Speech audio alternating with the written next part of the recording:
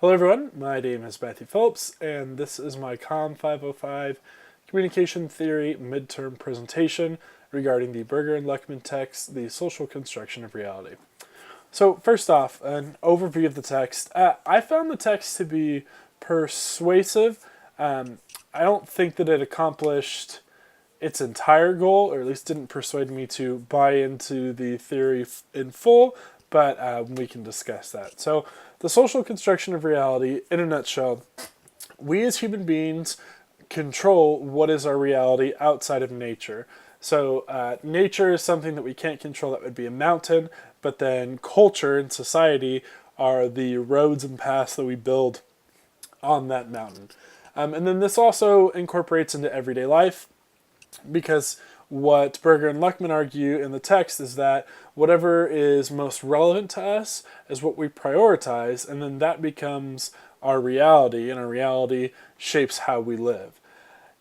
There are some elements to the text that I think are very strong. For starters, I think it's a very pragmatic approach to communication theory and understanding why people behave the way that they do. I think that's probably the most useful application of this text, is that understanding why people behave what they do. When someone does something under the social construction of reality, it would be easy to trace back, to look backwards and see, okay, this event influenced that person and led them to believe X, which is why they responded in Y fashion, which I do think happens, but I don't think it happens as strictly or as in full as the text speculates.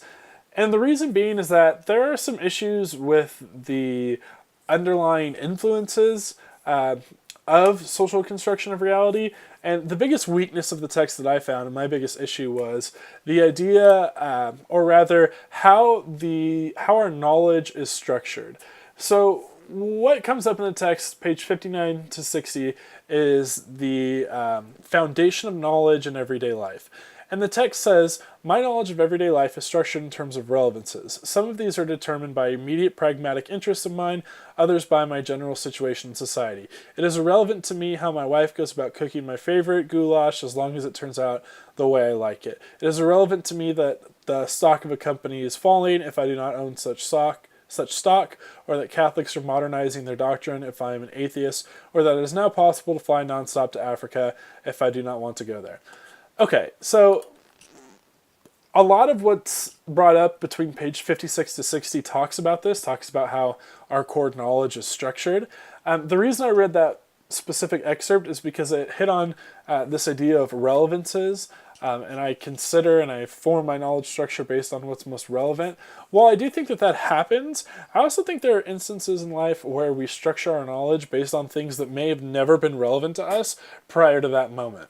The most obvious example that I can think of is walking on the street, and if you see someone get in a car accident, that may now cause you to think about car safety in a way that you hadn't before. So car safety may not have been something that was very relevant to you, but particularly if you're a parent, and if you see a young individual be involved in an accident and you think that there's a lesson that can be learned there, you're more inclined to go and have these types of conversations with your children. You can possibly argue that once that situation happens, once that car situation happens, that this is now relevant to you, and so that it would still apply into the social construction of reality. Even possibly that it proves Berger and Lechman's point that we are now constructing our reality to be incorporated, or rather to incorporate a devastating car crash and car safety. But I actually think that's counterintuitive to what Berger and Lechman outline for their basis of knowledge. And we see this from two other supporting texts that critique the social construction of reality in part, and that's from J. Best in 2008, The Historical Development and Defining Issues of Constructionist Inquiry, in which he addresses how the social construction of reality was revolutionary for its day, but there are certain issues, and this knowledge issue being one of them, that have since arisen since the turn of the century that have scholars questioning the social construction of reality.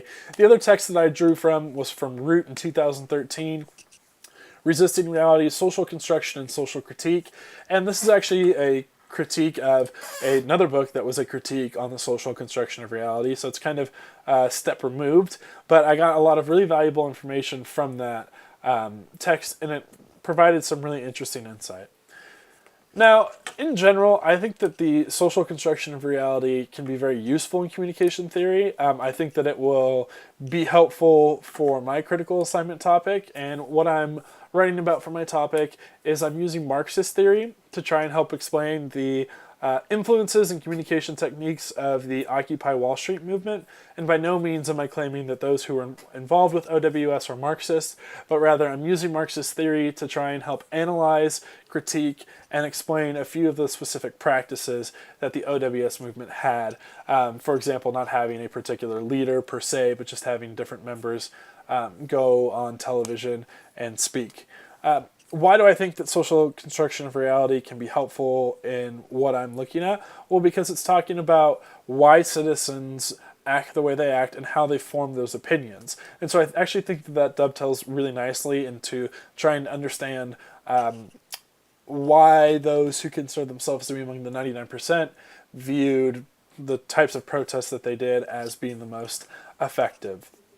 Next, I think that this is relevant in my critical assignment because understanding the foundation of knowledge is something that comes up in nearly every theory. And so for me, for Marxist theory, understanding why Marxist theory should be valued over capitalism and the arguments for and against will help give me a better understanding of how to best critique and analyze the movements of OWS in relation to Marxist theory.